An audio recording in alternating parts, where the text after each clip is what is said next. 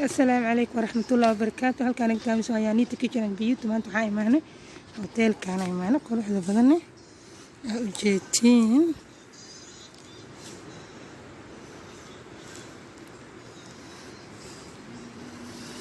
هل كان قد تعمل سوايا نيت كيتشن بيوت تي في أصحاب تقال جميل بدون كجوكتين ما أنتم هوتيل كان معنا كل واحدة بدنا وجيتين عملنا ساعة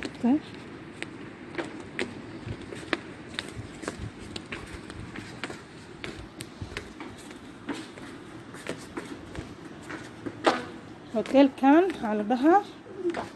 هوتيل بيتش على بيتش هوتيل بيتش هوتيل فكرة كان أصحابته يعني يجي وحصل أنا ولا شيء ده وما سهيب جنان مركا ساس ولا الصعدة ما أنت تلحيز سربان سؤالني عليه ولا شيء وما سهيب مركا كان يجي تنفيش حتى لو توالنا وهالكم أد وقروح بدنيا ما شاء الله بطن وتاس وبطي واي بطي أما هلا بط ما لا بط